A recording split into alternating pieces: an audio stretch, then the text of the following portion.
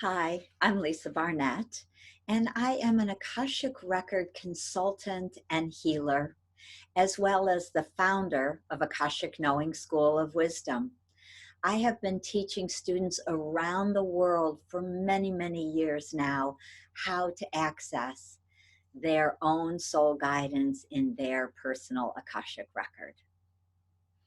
Today, I want to talk about your soul's plan. I know a lot of times we think that life is kind of random. We feel like people have, come here and are challenging us. We have a messed up family. We have, maybe a body that we're not really crazy about. We have so many different things in life that we're not very happy about. We might find that we struggle to make a living. We wonder what our sole purpose is. Most of us humans really, struggle in so many ways. And yet I know that we're waking up. I know that there is a consciousness that is coming right now to the planet and to all of us to help us to remember the truth of who we are as ancient wise souls. What the record keepers always say to me is that your plan is written in your Akashic record. Before you embodied, your soul wrote a plan. And I'm going to spend a little bit of time really going into what that means. So if you imagine that you're an etheric soul and you're thinking, okay, I'm ready to go back to earth. I'm going to do it again. I'm going to get it right this time. I'm going to grow so my soul has so many gifts to share with other souls, with the people in my life. I am really going to have an amazing time in this life. So we say, okay, what gifts and talents do I want to bring back with me? Who do I want to share my life with? What is my plan? And we literally write a soul plan. I believe we sit down with other souls or meet with other souls. The record keepers are very, very funny because they are the beings of light that are pure source energy. They have never been human. They don't have any judgments. They don't have personalities, honestly. And yet, because they're pure unconditional love and light, they can share that with us, and often it'll show up as humor.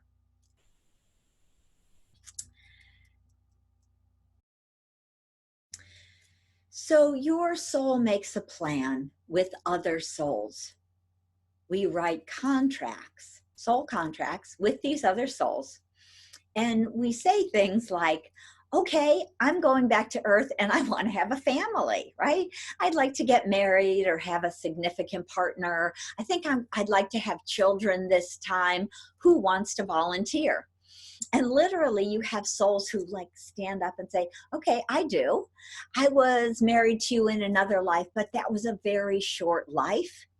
Because remember, we got the bubonic plague and died really, really quickly. And so let's go back and, have another marriage. Maybe we'll have some children this time. Maybe we'll live long enough to have a family. And that's one soul contract out of maybe a dozen that you write. So different options. We like to have a lot of options, and so we write numerous soul contracts. Because we're very mobile people in our world now, we move around, our families move around. We may choose to move to a different country when we're adults, or maybe our parents did that with us when we're children. So if we wrote one soul contract for a significant partner, the likelihood of ever meeting that person would be very, very slim. I still think it's pretty slim that we're going to meet many of the half a dozen or dozen soul contract partners that we actually write, but we really do. So going back to this idea, imagine that you are a soul planning your trip back to the world, and you're sitting in a big gymnasium, like the high school gym, with those squeaky floors and everything. And all the souls that are there at that moment are coming back to Earth within the next few years, usually, right? So there we are saying, okay, I want to write relationships for significant partners who wants to be married to me or be my significant other. And here we have the one person who died in the bubonic plague. Now someone else stands up and they say, you know, we had a lifetime a couple hundred years ago that was really karmic. It was around, you know, learning to be loving and kind and compassionate. And that one didn't work out very well. I never learned that karmic lesson. And so I would like to go back and try it again. Would you be willing to be my significant partner in this lifetime? And you say, yes, maybe we'll give that a try. So now I've got 2 of my maybe dozen significant partners figured out. And we go on, of course, and we write a bunch of other soul contracts with people.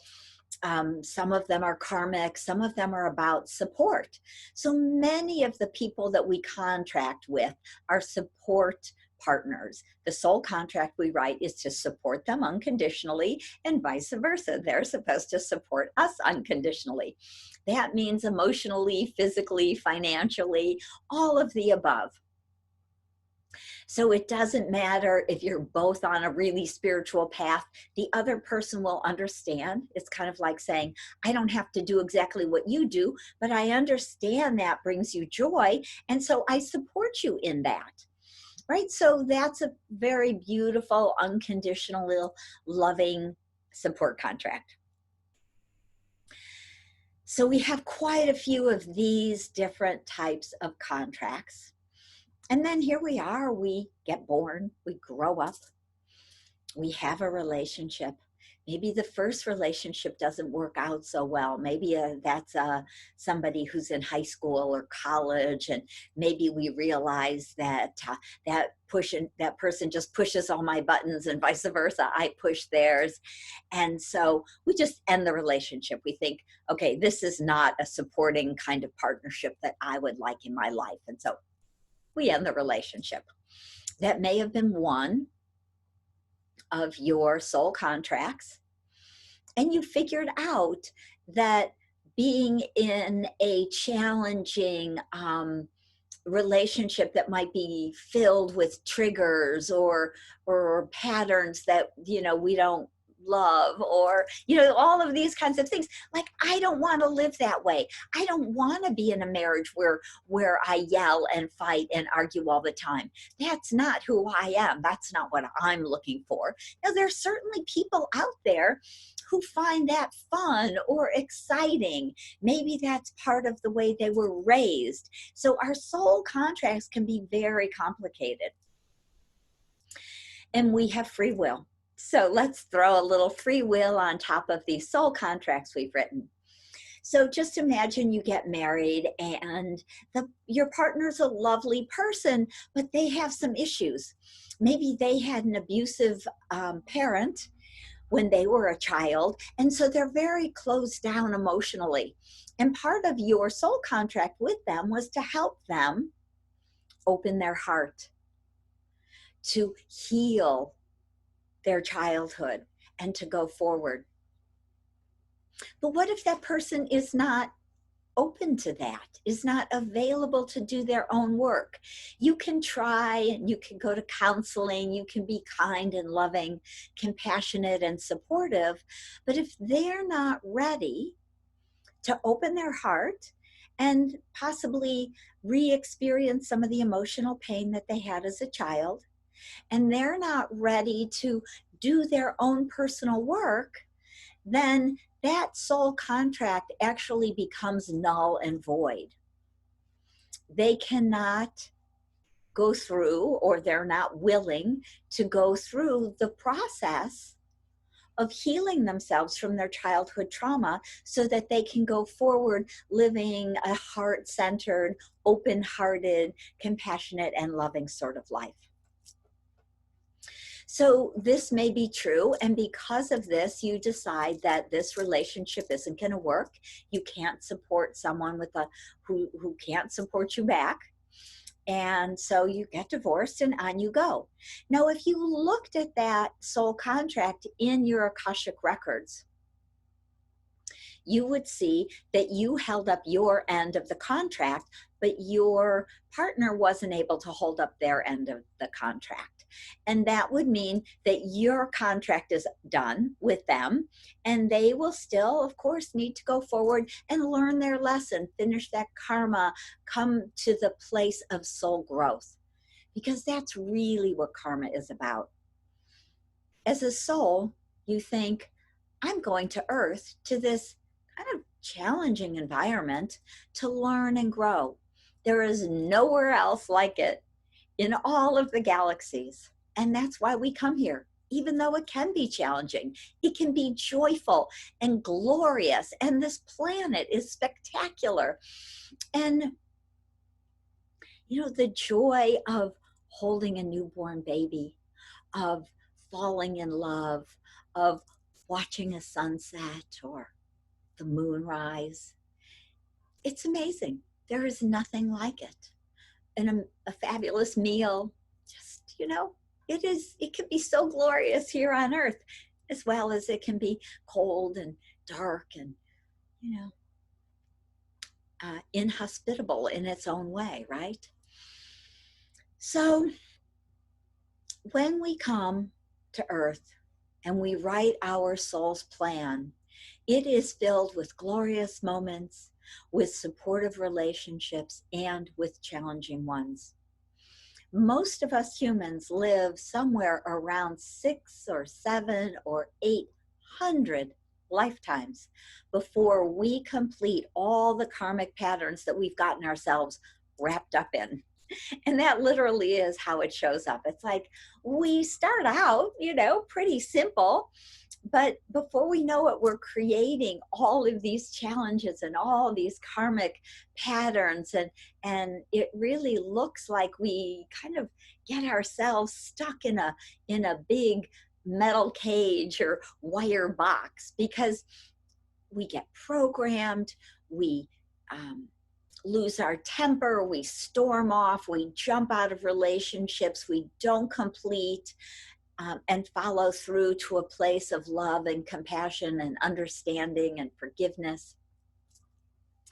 It takes us a long, long time, especially with so many of the challenges of Earth, to really learn what we came to learn as humans. And so we have support contracts to help us along the way. Many of us find that relationship which really is about supporting us, and we can really support that person. And hopefully we have some soul contracts with parents who are supportive, but that's a whole nother story, because often our parents are not.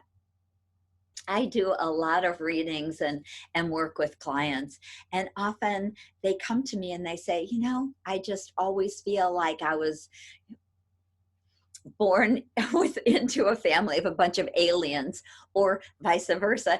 They think they're normal and I'm the alien, right? Have you had that kind of experience, or who have friends who have had that kind of experience?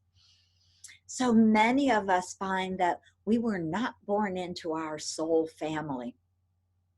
Your soul family is your original soul group that we travel through the billions and billions of years and galaxies and lifetimes with, in, you know, different sorts of groupings. So sometimes they might be your significant partner or your child or your parent or your best friend, and sometimes not.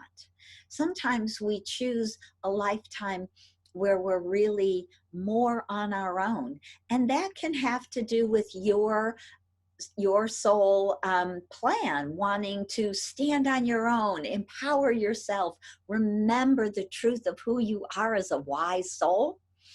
Maybe you didn't want to be told what to do in this lifetime. So we set things up in really different ways. And even though we planned it before we came to Earth, once we're here and we're all alone and we have these, you know, challenging parents or siblings, you know, our brothers are bullies, or our you know, mothers are challenged, whether it's mentally or physically or emotionally, or, you know, any or all of those ways. We have alcoholic parents, we have abusive parents, we have narcissistic parents. Sometimes we literally pick a family so that we could be with the grandparent or the aunt and uncle or someone else. Sometimes it's the sibling that we really came to be with more than the mother and the father. So this is really just a little bit about how complicated we are. When we write that soul plan, we may say, I am coming to help to bring balance back between the divine feminine and the divine masculine. And I'm going to do that by being a very divine feminine woman in this life. And I'm going to be born into a family that is very challenged to see that. Maybe both of your parents are business people and they run a lot of masculine male type energy. It's all about going and doing and being. Or not being, doing, and doing, I should say. Less about being and meditating and enjoying, right? That's a little more of the feminine way of being, following your heart, taking some time, opening to listen to your soul guidance, whereas a lot of the male energy is very much push, push, push, do, go, go, go. And the business world has run for thousands of years on that male model. And right now in history, women are coming back to help all of humanity rebalance that masculine feminine energy. That's a whole nother video I'll do soon, because it's a big topic about balancing masculine and feminine energy.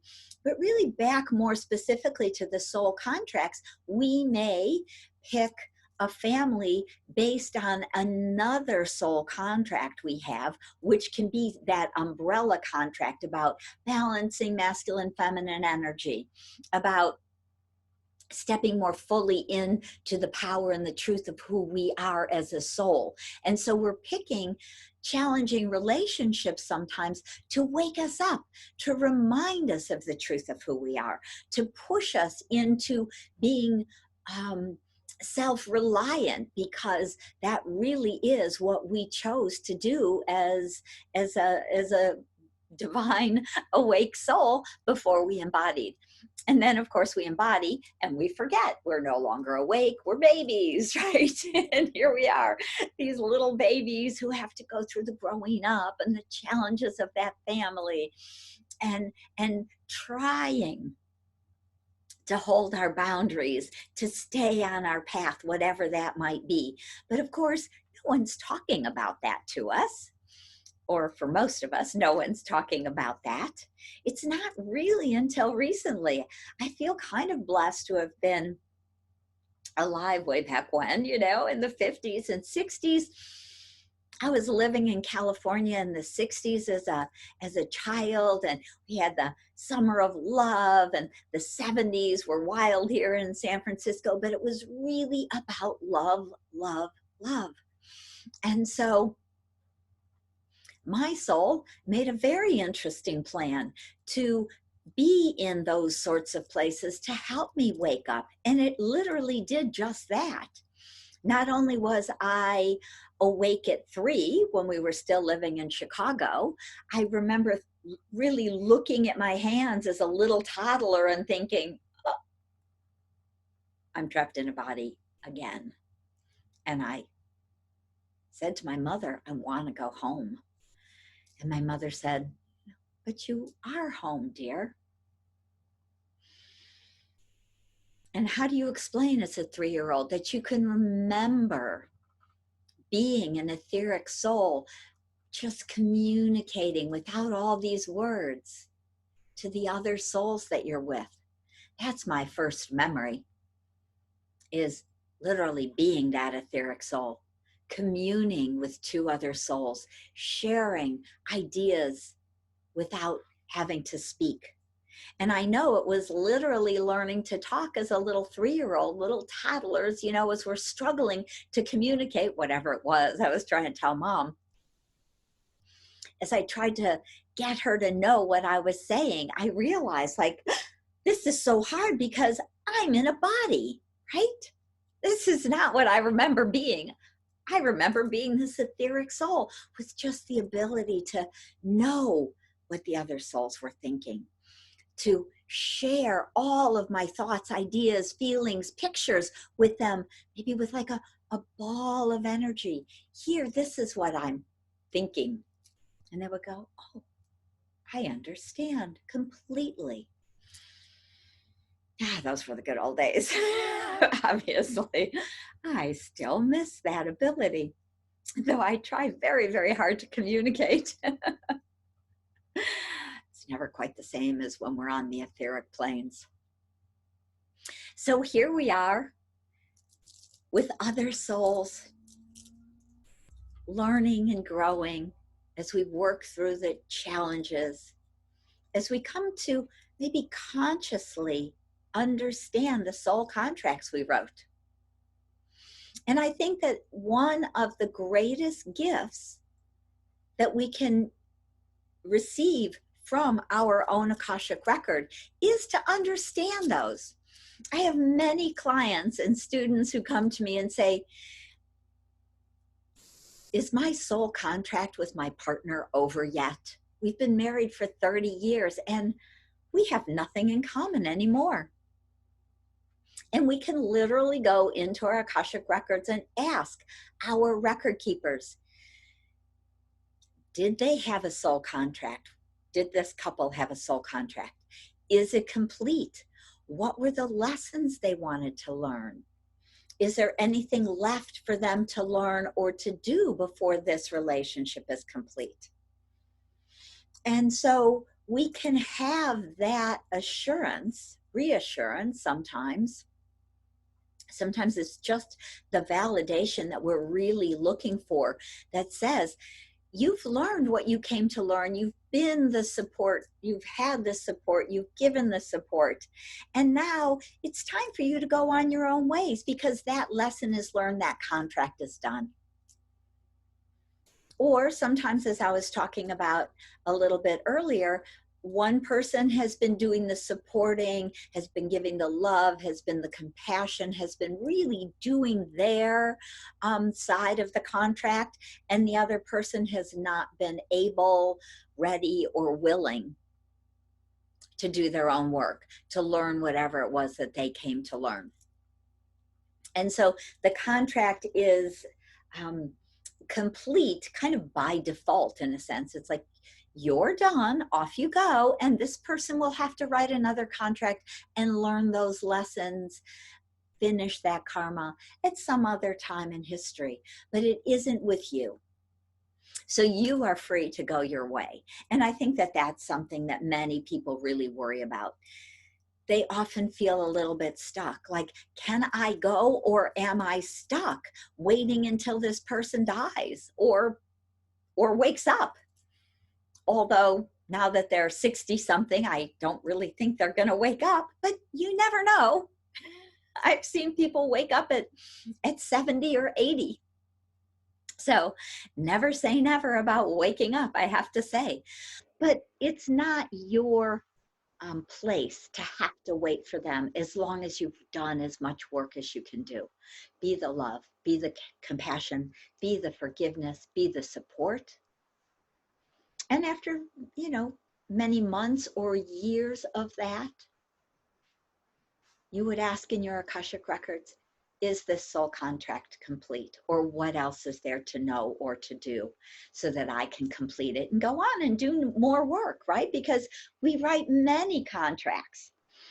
So there's often another soul contract with a significant partner who is now in alignment or aligned to you and where you are on your soul path, doing your spiritual work, giving your gifts and talents out to the world. And that's really what we all are looking for, I think, in the world, is someone to help support us on our soul path. I certainly know that I couldn't live with someone who couldn't support me doing the work that I do. And I am blessed to have been married now for 29 years to a lovely man who has a very regular, normal kind of job. And yet he loves me unconditionally and completely supports me and is very awake, even in his corporate work and world. So you don't both have to be on a real spiritual path to have a contract.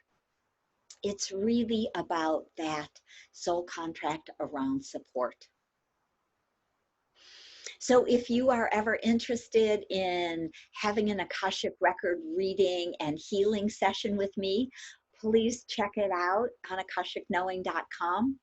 And I look forward to seeing you on the next video, where we will go deeper into talking about some of the other things we write about in our soul plan, such as past life talents and gifts that we've brought to earth.